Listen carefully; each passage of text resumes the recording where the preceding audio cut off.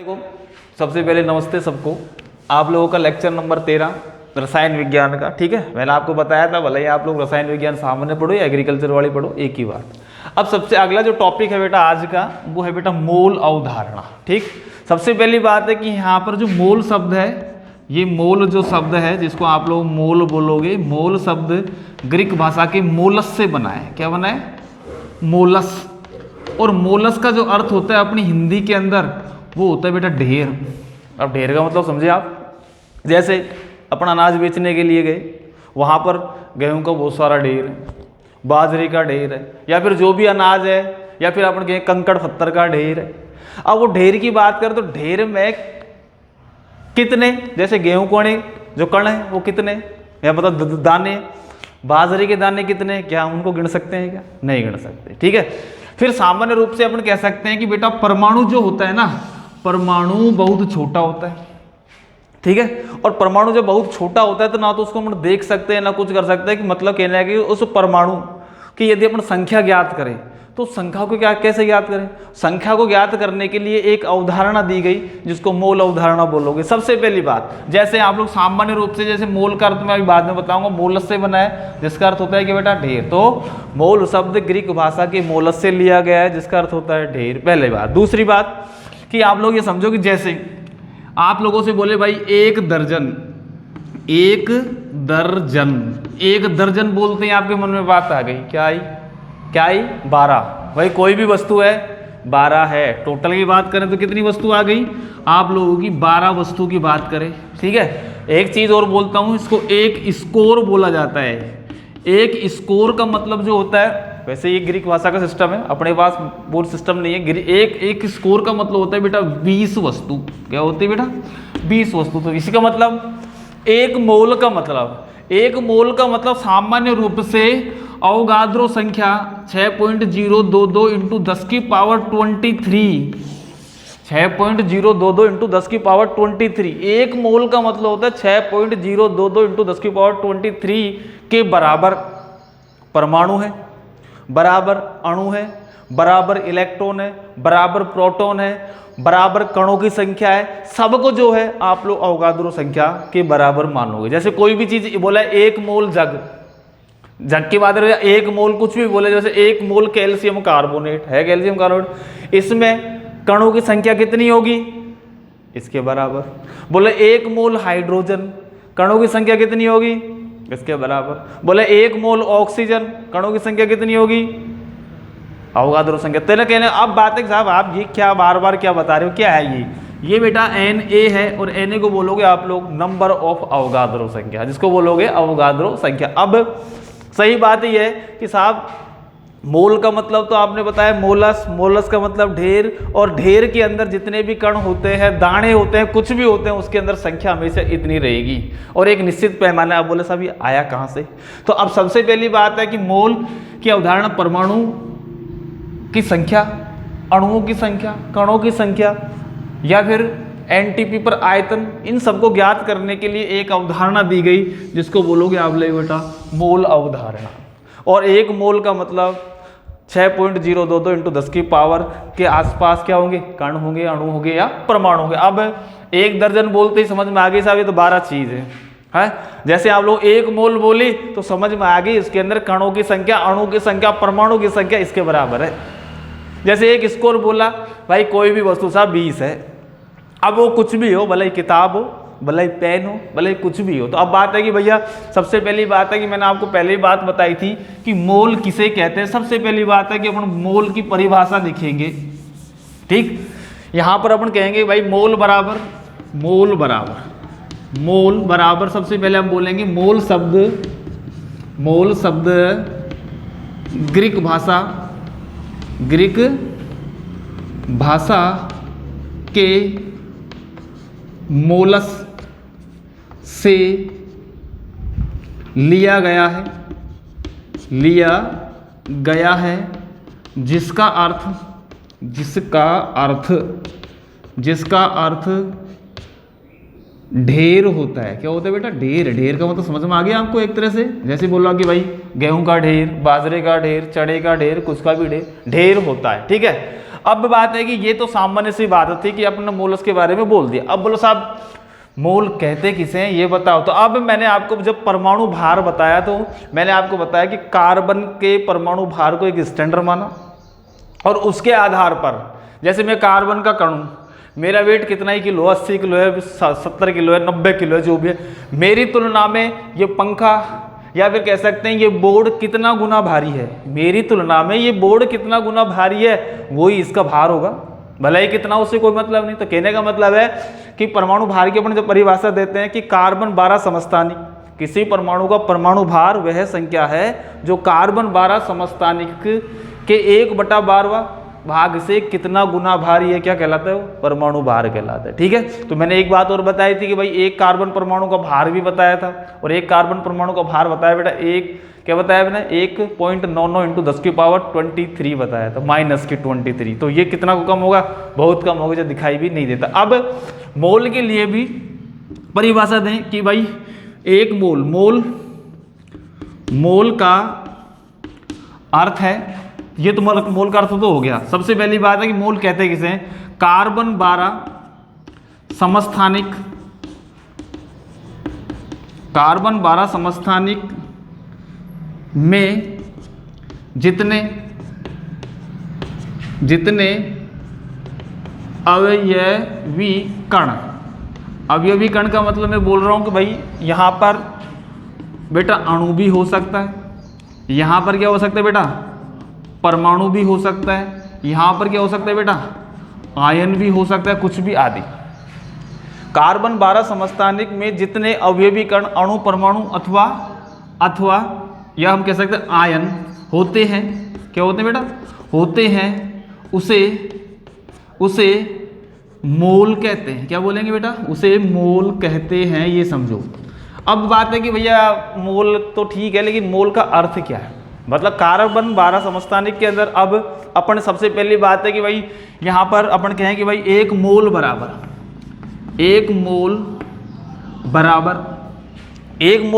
मान आपको मैंने बताया था और वो मान था बेटा 12 बटा आपका वैल्यू कितनी थी बेटा, वो 1.66 इंटू 10⁻⁻23 है। ये किसका मान है, ये कार्बन 12 का।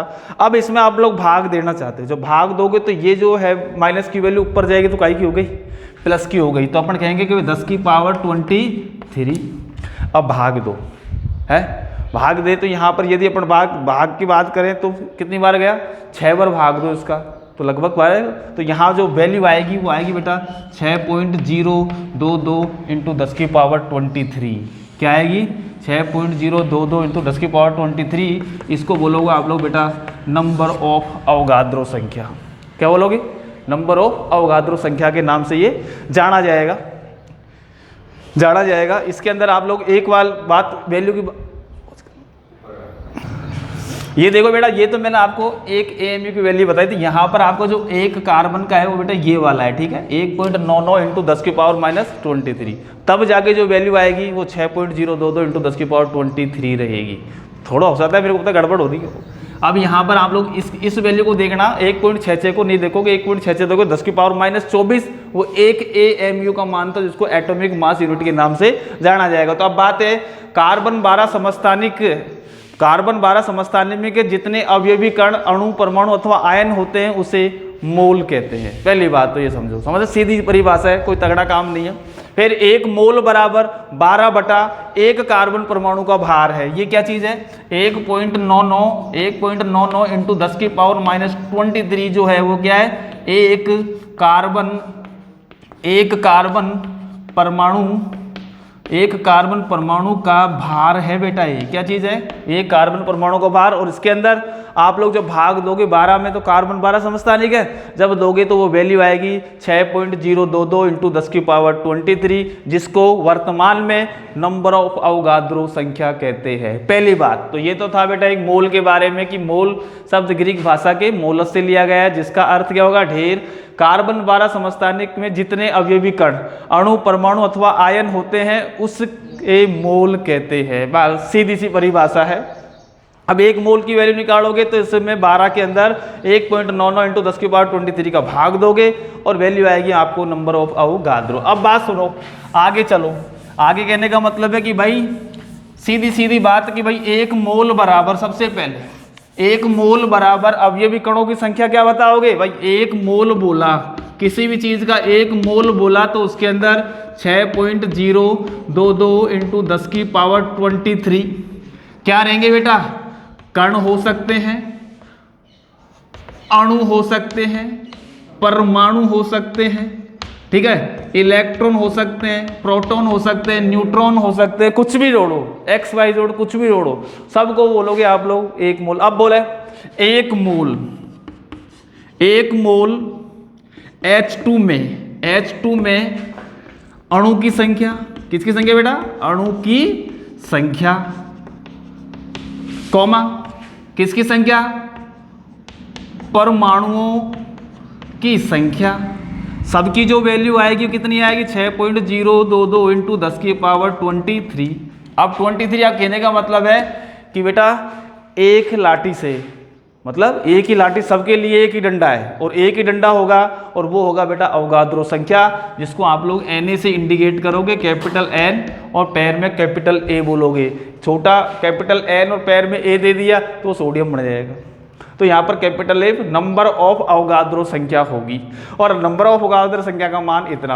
अब आप लोगों से कहे कि भाई यदि हमको किसी भी चीज़ का क्या ज्ञात है, यदि किसी भी चीज़ का मोल ज्ञात है तो मोल ज्ञात होगा तो उसमें अवयवी कणों की संख्या बस आसानी से ज्ञात कर सकते हैं। कहने का मतलब है कि भाई जैसे मोल, सबसे पहली बात तो कि मोल बराबर होता क्या है, मोल बराबर होता है किसी का भार बटा उसका परमाणु भार। समझ में आई? तो हम कह सकते हैं भार बटा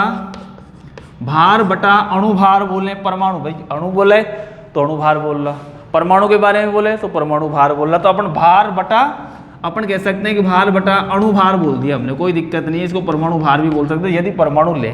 ठीक है, अब बात है कि सामान्य रूप से मोल को इंडिकेट करते हैं छोटे n से, कैसे करते हैं, छोटे n से प्रदर्शित करते हैं, भार को, वेट को W से इंडिकेट करते हैं और परमाणु भार को इस कैपिटल M से इंडिकेट करते हैं। ध्यान रखना n बराबर W/m, W का मतलब भार, m का मतलब अणु भार। समझ में आई? दूसरी बात, ये तो कंडीशन आ गई भाई 1 मोल बराबर, भला ही 1 मोल ऑक्सीजन हो, 1 मोल हाइड्रोजन हो, 1 मोल सोडियम हो, 1 मोल क्लोरीन हो, 1 मोल कुछ भी हो, जब 1 मोल यदि आ जाए तो उसमें अवयवी कणों की संख्या, अणुओं की संख्या, परमाणु की संख्या जो भी है, 1 मोल इलेक्ट्रॉन का बराबर मतलब 6.022 इंटू 10 की पावर 23 इलेक्ट्रॉन, 1 मोल प्रोटॉन का मतलब 6.022 इंटू 10 की पावर 23 प्रोटॉन, 1 मोल न्यूट्रॉन का मतलब 6.022 इंटू 10 की पावर 23 न्यूट्रॉन। तो कुछ भी बोले ना आपको, 1 मोल हाइड्रोजन, ऑक्सीजन, क्लोरीन, फ्लोरीन, कुछ भी XYZ है तो उसमें हमेशा कणों की संख्या जो भी पूछे ना उसकी संख्या यही बताओगे। समझ में आ गई? अब बात है अगली बात कि मोल बराबर क्या हुआ, भार बटा अणु भार। यदि किसी चीज का भार दे रखा है और उसका यदि अपन क्या निकालें बेटा, क्या निकालें, मोल यदि निकालोगे तो उस कंडीशन के अंदर आप लोग इस सूत्र को क्या करोगे, अप्लाई करोगे। अगली बात नेक्स्ट बोल रहा हूं, नोट करके बेटा, ये पॉइंट है कि 1 मोल गैस का आयतन, 1 मोल गैस का आयतन, ये भी एक स्टैंडर्ड मान है बोल रहा हूं मैं, आयतन हमेशा एनटीपी पर, नॉर्मल, एनटीपी का मतलब नॉर्मल टेम्परेचर एंड प्रेशर, सामान्य ताप तथा दाब। 1 मोल गैस का आयतन हमेशा एनटीपी पर 22.4 लीटर, 22.4 लीटर या हम कह सकते हैं 22,400 मिलीलीटर होता है। समझ में आ रही बात? ये ml के बराबर, मतलब 1 मोल गैस का आयतन हमेशा, यदि तुमसे बोला कि भाई इसका आयतन ज्ञात करो, भाई 1 मोल CO2 का आयतन क्या है बेटा, सीधा बोला साहब 22.4 लीटर। अब बोला कि आधा मोल CO2 का आयतन है तो आधा कर देना इसको। अब बोला कि भाई 1/4 मोल तो इसमें 4 का भाग दे देना। बोले 1/6 मोल CO2 का आयतन क्या है, इसमें 6 का भाग दे देना। समझ में आई? तो कहने का मतलब हुआ कि 1 मोल गैस का आयतन हमेशा एनटीपी पर 22.4 लीटर या फिर 22,400 मिलीलीटर रहेगा। ये पक्की बात है, समझ में आई? तो अब मोल के बारे में बेटा सामान्य सी बात समझ में आ गई। तो आप लोगों को पहले तो ये बात याद रखना।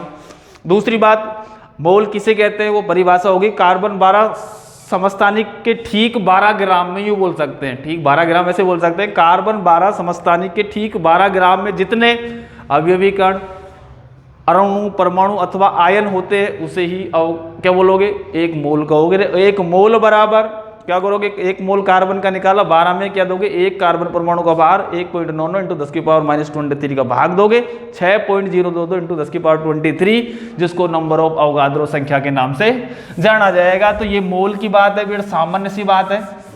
अब मोल की वजह से अब आप लोगों का यदि देखो तो ये सवाल करेंगे अपन मोल के, ठीक है। अब मोल का सवाल जैसे मैं आप लोगों से बोला कि 44 ग्राम, क्या बेटा? 44 ग्राम CO2 में कणों की संख्या, क्या बोला? कणों की संख्या। अब कणों की संख्या में क्या बोल सकते हैं? अणु, परमाणु, आयन, कुछ भी बोलो आप, कोई बात नहीं। कणों की संख्या ज्ञात करो। क्या करना बेटा? ज्ञात करो। ये सवाल है, क्या दे रखा है भैया? 44 ग्राम दे रखा है। सबसे पहले क्या करेंगे? मोल, अपन जानते हुए हल कर रहे हैं। मोल बराबर होता है साहब भार बटा अणुभार। क्या हो गया बेटा? भार बटा अणुभार। अब यहां पर आपको दिया क्या है भाई? हम मोल ज्ञात करना है तो मोल बराबर होगा बेटा CO2 का भार। अरे जो दिया है उसी का ही तो भार ज्ञात करेंगे अपन। अरे CO2 का भार दे रखा है, बटा क्या करोगे? CO2 का अणुभार। CO2 का अणुभार ज्ञात कर लिया। अब भाई CO2 का भार कितना दिया हुआ है? आपके सवाल में दिया है CO2 का भार बराबर कितना दिया है बेटा? 44 ग्राम। अब CO2 का अणुभार, भाई CO2 का अणुभार निकालोगे तो 1 कार्बन का कितना बेटा? 12, 1 ऑक्सीजन का कितना? 16। तो आप लोगों को क्या होगा? CO2 का अणुभार 12 प्लस 2 ऑक्सीजन है तो 16 दुआ 32। तो हम कह सकते हैं 2 × 16 बराबर कितना आएगा बेटा? 44। सही है।